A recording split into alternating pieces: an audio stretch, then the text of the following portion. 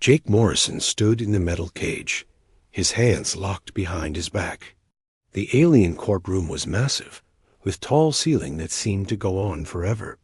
Hundreds of different alien species filled the seats, all staring down at him with cold eyes. Some had tentacles instead of arms. Others had scales that shined under the bright lights. A few looked almost human, but their skin was blue or green dot.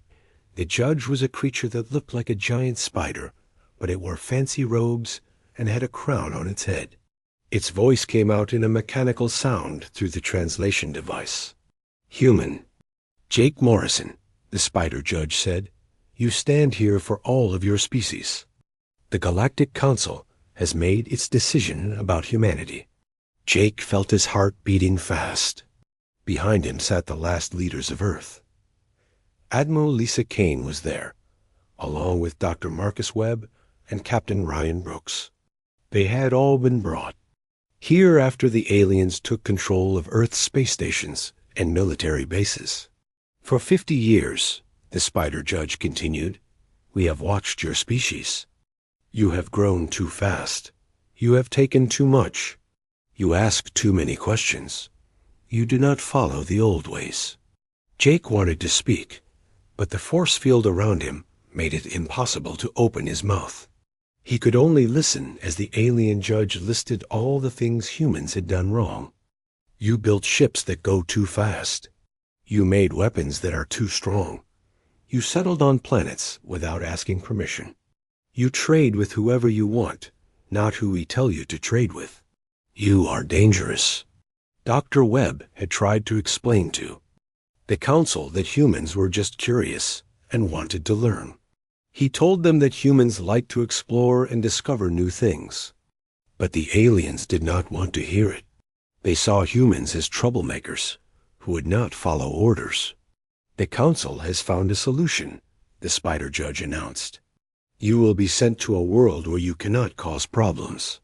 Kepler 442c is a death world. No species has ever lived there for more than a few months. The planet will teach you what happens when you do not respect the natural order. Jake's blood went cold. He had heard stories about death worlds. They were planets so dangerous that even the toughest alien species avoided them.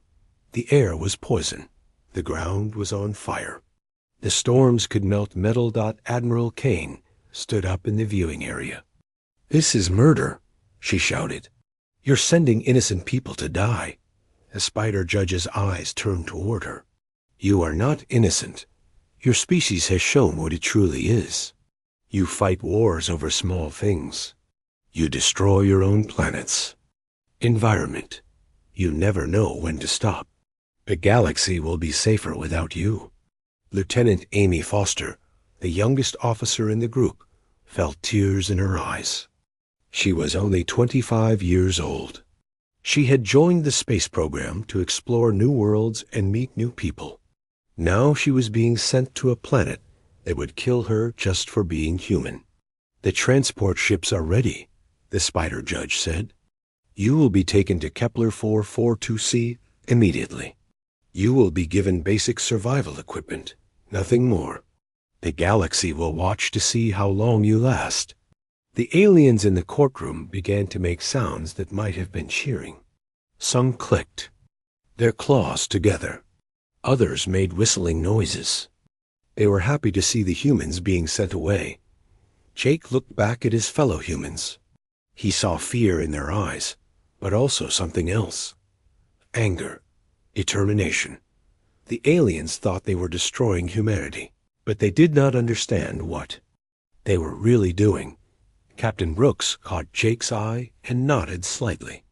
He had been in many dangerous situations before. He knew that humans were at their best when things looked impossible. The aliens were about to learn something important about human nature. As the force fields activated around all the humans.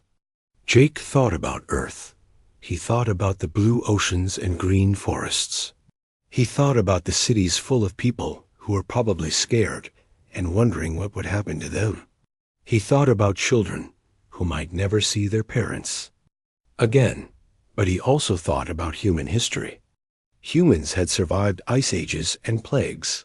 They had crossed dangerous oceans in tiny boats. They had climbed the highest mountains and gone to the bottom of the deepest seas. They had even figured out how to live in space. The aliens thought they were sending humans to their death, but Jake knew better. They were sending humans to a new home, and humans had a special talent for making any place into a home, no matter how dangerous it was.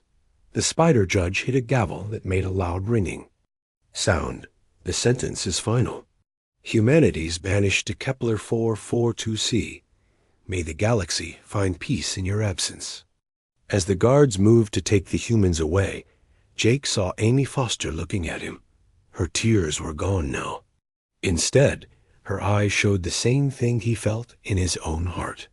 The aliens had made a big mistake. They thought they were getting rid of a problem, but they were actually creating something much more dangerous than they could imagine.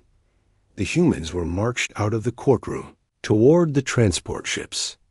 None of them spoke, but they all understood what was happening. This was not an ending. This was a beginning. The aliens would learn soon enough that you cannot destroy humanity by putting them in a dangerous place. You only make them stronger. The prison ship was cold and dark. Jake Morrison sat on a hard metal bench, his hands still locked in metal cuffs. Around him, 200 other humans were packed into the cargo hold like animals. The air smelled bad, and the only light came from dim red bulbs on the ceiling. Captain Ryan Brooks had taken charge of organizing the prisoners. He moved between the groups, talking quietly to people and making sure everyone stayed calm. Even though he was a prisoner too, he still acted like a leader. "Listen up," Brooks said to a group of scared civilians. "We're going to be on this ship for 3 months. We need to work together if we want to survive." Dr. Helen Carter was checking on the sick and injured. She had been Earth's best doctor, but now she had no medical supplies and no proper tools. She used torn pieces of clothing to make bandages and tried to keep people healthy with just her knowledge. "Save your energy," she told an old man who was having trouble breathing. "The air is thin in here, but we'll get through this." Engineer Paul Davis spent his time studying the ship's systems. He could not touch anything because of the force fields, but he watched and learned. He memorized every pipe, every wire, every vent. He knew that this knowledge might be useful later. "The aliens are not very smart," he whispered to Jake. "Their ship design is old and inefficient. We could build something much better." Lieutenant Amy Foster was taking care of the children. There were 30 kids on the ship, ranging from babies to teenagers. She told them stories and played simple games to keep them from being too scared. "Are we going to die?" asked Bobby Turner, an 8-year-old boy whose parents had been killed when the aliens attacked Earth. "No," Amy said firmly. "We're going to live. We're going to build a new home. And someday, we're going to come back and show everyone what we learned." The alien guards only came into the cargo hold once a day to give the humans food and water. The food was a gray paste that tasted like nothing. The water was warm and had a strange metallic taste. But it was enough to keep them alive. After 2 months on the ship, the humans had formed a tight community. They shared everything they had. They took turns sleeping so that someone was always awake to watch for problems. They exercised together to stay strong. They even found ways to laugh and tell jokes despite their terrible situation. Jake noticed that the aliens did not understand what they were seeing. When the guards looked at the humans, they expected to see broken, defeated people. Instead, they saw a group that was getting stronger and more organized every day. "They don't get it," Jake said to Brooks during one of their quiet conversations. "They think suffering makes people weak. But for humans, it makes us tougher." When the ship finally reached Kepler 442c, the humans got their first look at their new home through the small windows. The planet was covered in red and orange clouds. Bright spots of light showed where volcanoes were erupting. The whole world looked like it was on fire. "That's our new home," Rooks said grimly. "Looks cheerful." The aliens used shuttles to drop the humans on the planet's surface. They were taken to a small island that was surrounded by an ocean of boiling liquid. The air was thick and hard to breathe. The ground was hot under their feet. The aliens dumped basic survival equipment on the beach, some tents, water purification tablets, emergency food for 1 month, and simple tools. Then they got back in their shuttles and flew away without saying a word. As the alien ships disappeared into the poisonous sky, the humans were left alone on the most dangerous planet in the galaxy. The wind was howling, and in the distance they could see a massive storm approaching. The storm clouds were green and moved in ways that did not look natural. "All right, people," Brooks shouted over the wind. "We've got about 2 hours before that storm hits. We need shelter, and we need it now." The humans worked together like they had never worked before. Some people set up the tents. Others found rocks to make walls. Dr. Carter organized a medical station. Paul Davis started figuring out how to make the water purification system work with the planet's strange chemistry. Sergeant Kelly Martinez, a tough soldier who had fought in many battles, gathered the children around her. "Stay close to me," she told them. "We're going to play a game. The game is called Staying Alive. The rules are simple. We stick together, we help each other, and we never give up." As the storm got closer, the humans could see that it was not like any storm on Earth. The rain was not water, but some kind of acid that made the rocks smoke when it touched them. The wind carried sharp pieces of metal that could cut through skin. "Get everyone inside the shelters," Rooks ordered, "and make sure the kids are in the center, away from the walls." The storm hit the island like a giant hammer. The wind screamed louder than any sound the humans had ever heard. The acid rain pounded on their shelters like bullets. The temperature dropped so fast that ice formed on the walls, even though the ground was still burning hot. But the humans survived. They huddled together in their tiny shelters, sharing body heat and telling stories to keep their spirits up. When pieces of the shelter started to break, they fixed them with their bare hands. When the acid rain leaked through, they caught it in containers and moved it away from the sleeping areas. "This is it," Amy Foster said to Bobby Turner as they listened to the storm rage outside. "This is our new home. It's not like Earth, but it's ours now." Bobby looked up at her with serious eyes. "When do we get to go home?" Amy smiled and pulled him closer. "We are home, Bobby. This is home now. And we're going to make it the best home we can." When the storm finally passed 12 hours later, the humans emerged from their shelters to find that they had lost some of their supplies, but not a single person had been hurt. They looked around at the smoking, dangerous landscape and realized something important. They had survived their first night on the Deathworld. The aliens had expected them to be dead by now. Instead, they were already planning how to make their new home better. 6 months had passed since the humans first landed on Kepler 442c. Colony that had started as a desperate group of survivors was now a growing community of 200 people who had learned to live on the Deathworld. Jake Morrison stood on top of the hill that overlooked their settlement. He could see the steam rising from the hot springs that engineer Paul Davis had discovered. The springs provided warm water for drinking and bathing, something that had seemed impossible when they first arrived. "Hard to believe we made it this far," Captain Ryan Brooks said as he joined Jake on the hill. Both men looked older than they had 6 months ago, but they also looked stronger. Their skin was darker from the strange sunlight. Their muscles were bigger from the hard work of building their new home. "The aliens thought we'd be dead by now," Jake replied. "Instead, we're building something they never imagined." Down in the settlement, the humans had created a small town. They had built houses from the volcanic rock that covered the island. They had dug wells that reached underground rivers. They had even figured out how to grow food in the poisonous soil. Dr. Marcus Webb had become the colony's chief scientist. He spent his days studying the planet's strange environment and figuring out how to use it to help the humans survive. His biggest discovery came when he realized that the toxic gases in the air could be filtered and turned into useful chemicals. The sulfur compounds that were supposed to kill us, he explained to a group of colonists, can be used to make medicine and cleaning supplies. The same poison that the aliens wanted to destroy us with is actually helping us live better. Mining engineer Steve Collins had made an even more important discovery. While digging for metals to build tools, he found that the planet's volcanic activity had created unique mineral deposits. These minerals could be used to generate power and create strong building materials.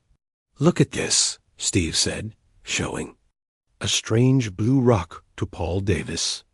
"When I heat this up, it produces more energy than anything we had on Earth. We could power our entire settlement with just a few pieces." Paul Davis was amazed. As an engineer, he could see the possibilities. Immediately, we could build machines that work better than anything the aliens have. We could create technology that uses the planet's own energy. The breakthrough came when Steve and Paul worked together to build the colony's first geothermal power plant. They used the heat from the planet's core to generate electricity. The same volcanic activity that made the planet dangerous also made it a perfect source of unlimited energy. Dr. Nancy Phillips, a chemist who had been working on the air purification system, made another important discovery. She found that the toxic atmosphere could be processed into breathable air using the power from the geothermal plant. The colony no longer had to rely on the limited air filters they had brought from Earth.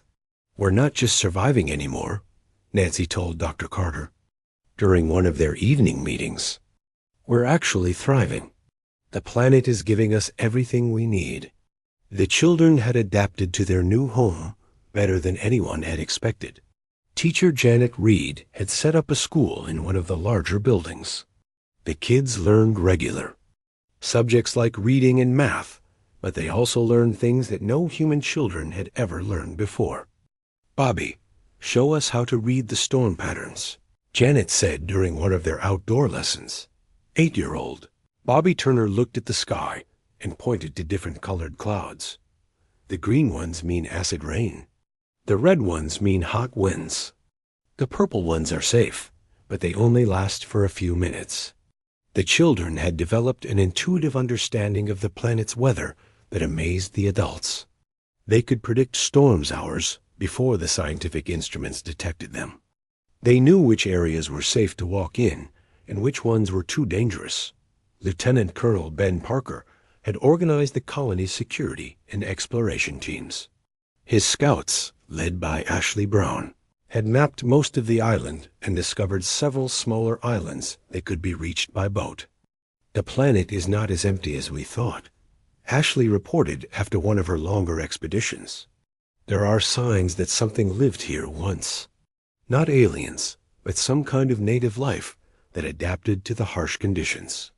The discovery of ancient ruins on a nearby island changed everything. The ruins showed that life could not only survive on Kepler 442c, but could build advanced civilizations. The structures were made from materials that were stronger than anything humans had ever seen. "Whatever lived here before us," Dr. Webb said as he studied the ruins, "they figured out how to use the planet's dangers as advantages. We need to learn from them." Lieutenant Amy Foster had become the colony's morale officer. She organized entertainment, celebrations, and community events. Even on the Deathworld, she made sure that people remembered how to laugh and enjoy life. "We're not just surviving," she told the assembled colonists during their 6-month celebration. "We're building something new, something that has never existed before. We're creating a human civilization that can live anywhere, no matter how dangerous." The celebration was held in the central plaza that the colonists had built. They had music from instruments made from local materials. They had food grown in their hydroponic gardens. They had children playing games that they had invented specifically for their new world. Jake looked around at his fellow humans and felt proud. They had not just survived the Deathworld. They had conquered it. They had turned a planet of poison and fire into a home. They had proven that humans could adapt to anything, but the most important change was not in their technology or their buildings. It was in themselves. The humans on Kepler 442c were different from the ones who had been banished from Earth. They were stronger, smarter, and more united. They had learned to work together in ways that would have been impossible in the comfortable world they had left behind. Dr. Carter noticed the changes during her regular medical examinations. The colonists were developing enhanced lung capacity from breathing the thin air. Their bones were getting denser from the higher gravity. Their reflexes were faster from constantly avoiding the planet's many dangers. "We're evolving," she told Jake privately. "The planet is changing us, making us better adapted to extreme conditions. In a generation or two, our children will be able to survive in places that would kill normal humans." As the 6-month celebration continued into the night, Jake stood on his hill and looked up at the stars. Somewhere out there, the Galactic Council was probably checking their monitoring equipment, expecting to see signs of human extinction. Instead, they would see the heat signatures of a thriving settlement, the electromagnetic emissions of advanced technology, and the radio signals of a people who had not given up. The aliens had tried to destroy humanity by sending them to the most dangerous planet in the galaxy. Instead, they had created something far more dangerous than they could have imagined. Humans who could thrive anywhere, no matter how hostile the environment. The second year on Kepler 442c brought changes that would shake the entire galaxy. Dr. Helen Carter made the first discovery during her routine medical checkups of the colonists. She noticed that people were not just getting stronger and healthier. They were becoming something more than human. "Jake, you need to see this," Dr. Carter said, calling him into her medical center. She showed him X-rays of colonists' bones and lungs. "Look at these scans. The people here are developing abilities that should be impossible." Jake studied the images. The bones were twice as dense as normal human bones. The lungs had grown new chambers that could process toxic gases. The muscle tissue showed fibers that were stronger than steel cables. "What does this mean?" Jake asked. "It means we're not just adapting to this planet," Dr. Carter explained. "We're evolving into something that can survive anywhere. The radiation, the toxic air, the extreme gravity, they're all changing us at the genetic level." The changes were most obvious in the children. Bobby Turner, now 9 years old, could run faster than any adult human from Earth. He could hold his breath for over an hour. His eyesight was so sharp that he could see individual rocks on islands that were miles away. "It's like the planet is making us into superhumans," Amy Foster said, as she watched the children play games that would have been impossible for normal humans. They were jumping over buildings and lifting rocks that weighed hundreds of pounds. But the most important discovery came from Chief Engineer Tony Rodriguez. While digging a new foundation for the colony's expanded power plant, his team broke through into a massive underground cavern. What they found there would change everything. "You're not going to believe this," Tony said over the radio to Jake and the other leaders. "You need to get down here right now." When Jake and the others descended into the cavern, they saw something that took their breath away. The walls were covered in a strange blue-green metal that seemed to glow with its own light. The metal formations were beautiful, like crystal. Flowers that had been carved by an artist. "What is it?" Captain Brooks asked. Paul Davis ran his scanner over the metal and stared at the readings. "It's a new element. something that doesn't exist anywhere else in the galaxy. The energy output is incredible. Dr. Webb took samples of the metal back to his laboratory. After a week of testing, he called an emergency meeting of the colony's leadership. "This changes everything," he announced. "This element, which we're calling hardium, can enhance faster-than-light travel by over 300%. A ship powered by this could cross the galaxy in days instead of months." The implications hit everyone at once. The Galactic Council had banished humans to this Deathworld, thinking they were getting rid of a problem. Instead, they had given humanity exclusive access to the most valuable resource in the known universe. "We need to keep this secret," Jake said. "If the aliens find out what we've discovered, they'll come back to take it away from us." Tony Rodriguez had already started working on plans for humanity's first post-exile spacecraft. Using the hardium and the technology they had developed on Kepler 442c, they could build ships that were faster and more powerful than anything the aliens had ever seen. "The best part," Tony explained to the engineering team, "is that we can build these ships using only materials from our planet. We don't need anything from the outside. We're completely self-sufficient." Dr. Phillips made another crucial discovery. The planet's toxic atmosphere could be weaponized into a defensive system that would protect Kepler 442c from any invasion. The same poisonous storms that had nearly killed the humans in their first days could be controlled and directed against enemy ships. Any alien fleet that tries to attack us will be destroyed before they can even reach the planet's surface, she explained to the Defense Planning Committee. "The Deathworld has become our ultimate fortress." The children continued to develop at an amazing rate. Janet Reed School had become a training ground for the next generation of superhumans. The kids could solve complex mathematical problems in their heads. They could communicate with each other without speaking, using subtle gestures and expressions that adults could barely understand. "They're not just smarter," Janet reported to the Colony Council. "They're developing new ways of thinking. They can process information and solve problems faster than any human in history." Ashley Brown's exploration teams had mapped the entire planet and discovered dozens of hardium deposits. Each deposit was larger than the last, and the metal seemed to be growing deeper into the planet's core. "It's like the planet is producing more of this element every day," Ashley reported. "We have access to an unlimited supply of the most valuable resource in the galaxy." The colony's first major construction project was a massive mining operation that could extract hardium safely and efficiently. The operation was hidden underground, invisible to the alien monitoring satellites that still orbited the planet. "Let them keep watching," Jake said as he looked at the surveillance reports. "All they'll see is a group of humans trying to survive on a death world. They have no idea what we're really building down here."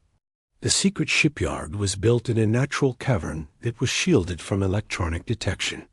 Tony Rodriguez and his team worked around the clock to build humanity's first hardium-powered starship. The ship was unlike anything that had ever been built before. "It's not just faster than alien ships," Tony explained. "It's completely invulnerable to their weapons. The hardium hull can absorb energy attacks and convert them into additional power for the ship's systems. The ship's crew would be the evolved humans of Kepler 442c. They could survive in space without life support systems. They could withstand acceleration forces that would kill normal humans. They could think and react faster than any alien species." "We're not just building a ship," Captain Brooks said as he watched the construction. "We're building the future of human civilization." Dr. Carter's medical research had revealed that the evolutionary changes were permanent and would be passed on to future generations. The humans of Kepler 442c were becoming a new subspecies that was adapted for life in the harshest environments. "Our children will be able to colonize planets that no other species can even visit," she told the colony. Council, we're not just surviving on this death world. We're becoming something that can survive anywhere. As the second year on Kepler 442c came to an end, the humans had transformed from desperate refugees into the most advanced civilization in the galaxy. They had technology that surpassed anything the aliens possessed. They had evolved into beings that were superior to baseline humans in every way. They had unlimited access to the most valuable resource in known space. The Galactic Council had tried to eliminate the human threat by banishing them to a death world. Instead, they had created their own replacements. The new masters of the galaxy were being born in the fires of Kepler 442c, and they would soon return to claim their rightful place among the stars. Jake stood in the command center of the hidden shipyard, watching the final assembly of humanity's first interstellar vessel. In a few months, they would be ready to return to galactic civilization. But they would not return as the same species that had been banished. They would return as something far more powerful and dangerous than the aliens could have ever imagined. 3 years after their exile, humanity was ready to return to the galaxy. The starship New Horizon sat in the hidden underground launch bay, its hardium hull gleaming with an inner light that no alien technology could produce. The ship was a masterpiece of human engineering, combining the lessons learned on the Death World with the incredible properties of their new miracle metal. Ambassador Rachel Turner stood in the ship's command center, looking at the star charts that showed the route to the Galactic Council's headquarters.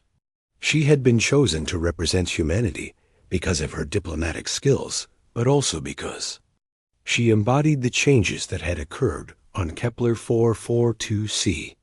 Her enhanced physiology would allow her to survive in environments that would kill normal humans, and her improved mental capacity would help her negotiate with alien species that had previously looked down on humanity.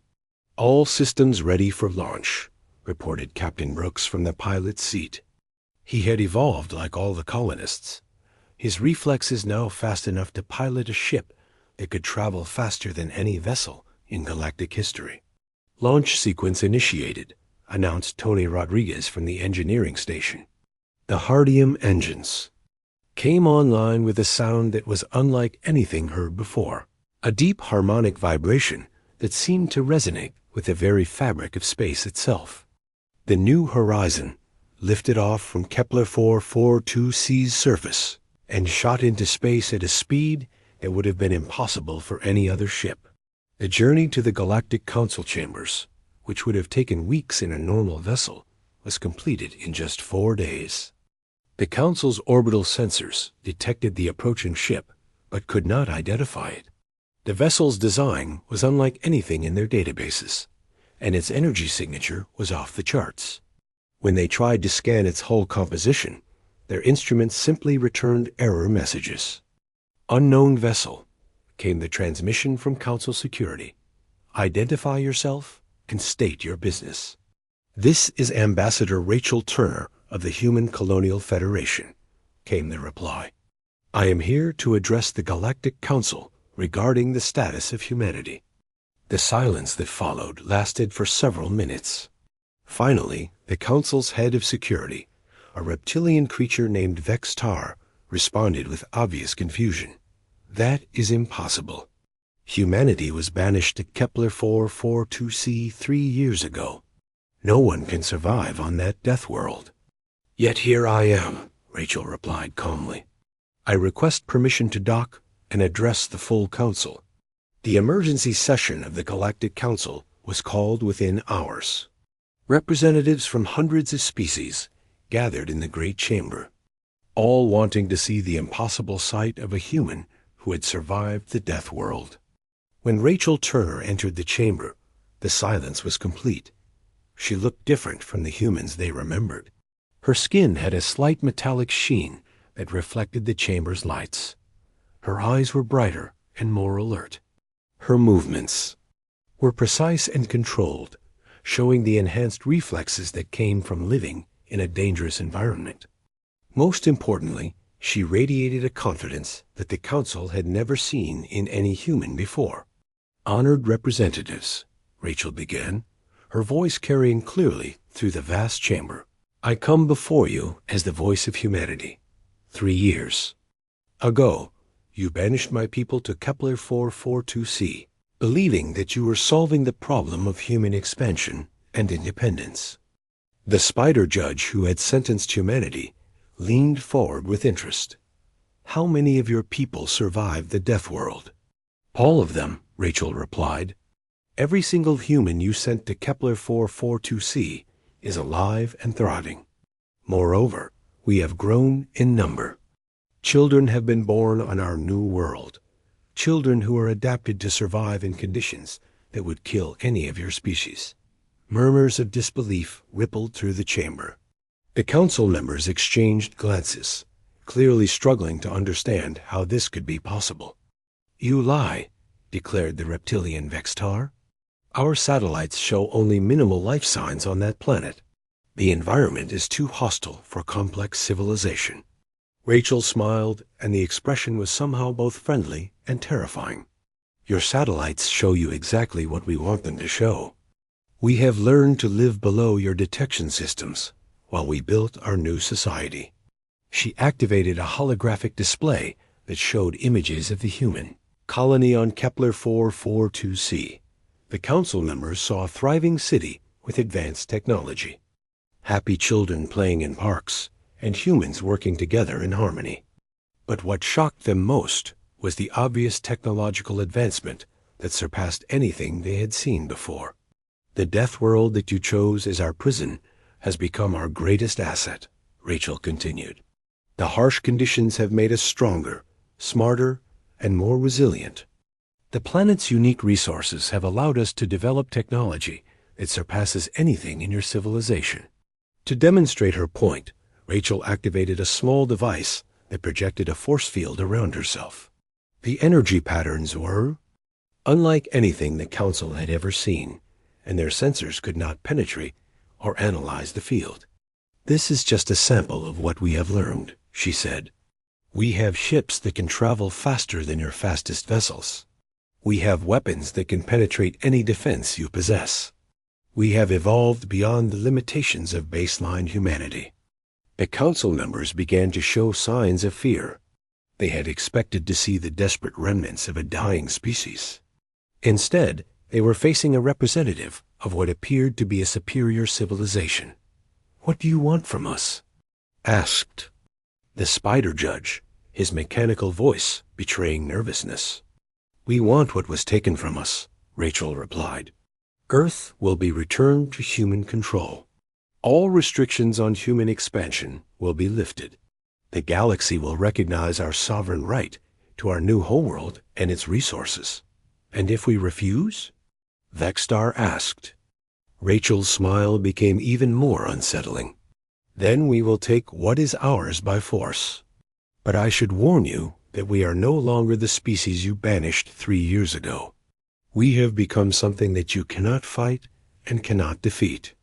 As if summoned by her words, the space around the council's headquarters suddenly filled with ships. Dozens of vessels identical to the New Horizon appeared without warning, their hardium hulls gleaming with impossible energy. The council's defense fleet, which had been patrolling the area, found themselves completely surrounded. "How did they get past our sensors?" whispered one of the council members. "Our ships travel through dimensions that your technology cannot detect," Rachel explained. "We can appear anywhere in the galaxy at any time. Your defenses are useless against us." A demonstration was brief, but effective. The human ships disabled the Council's defense fleet without firing a single shot, using energy weapons that simply shut down the alien vessel's power systems. The Council's most advanced warships were reduced to floating debris in a matter of minutes. "We do not wish to rule the galaxy," Rachel said, as the Council members stared in shock at the tactical displays. "We simply want to be left alone to pursue our own destiny. Return Earth to us, recognize our independence, and we will be content to remain in our corner of space." "And if we agree to your terms?" asked the spider judge. "Then we will establish peaceful relations with any species that wishes to trade with us. We have much to offer, and we are willing to share our knowledge with those who treat us with respect." The council's vote was unanimous. Faced with the reality of human superiority, they had no choice but to accept the terms. Earth was returned to human control, and all restrictions on human expansion were lifted. The galaxy officially recognized the Human Colonial Federation as a sovereign power dot as Rachel Turner prepared to return to Kepler 442c. She was approached by several council members who wanted to establish trade relations. They were particularly interested in the advanced technology that humanity had developed on the Deathworld. "We would be honored to share our knowledge," Rachel told them. "But remember that we are no longer the species you once knew. We have been forged in the fires of the most dangerous planet in the galaxy. We have become something that you cannot control or contain." The journey back to Kepler 442c was a victory celebration. The human fleet, now openly traveling through galactic space, was greeted by messages of congratulations from species across the galaxy. The underdogs had become the new power brokers, and everyone wanted to be their friend. When the ships landed back on Kepler 442c, the entire colony was waiting to greet them. Jake Morrison, now the elected leader of the Human Colonial Federation, stood with Amy Foster and the other colony leaders as the New Horizon touched down. On the landing pad they had built from volcanic rock and hardium alloy. "Welcome home," Jake said as Rachel Turner stepped out of the ship. "How did it go?" "Better than we could have hoped," Rachel replied with a smile. "Earth is ours again, and the galaxy has officially recognized our independence. We are no longer refugees or prisoners. We are the masters of our own destiny." The celebration that followed lasted for 3 days. The colonists had transformed the central plaza into a festival ground, with music, dancing, and food prepared from the unique crops they had learned to grow on their harsh world. The children, now a generation of superhumans adapted to extreme environments, demonstrated their abilities for the returned heroes. Bobby Turner, now 11 years old, stood before the assembled crowd with the confidence of someone who had never known a world without.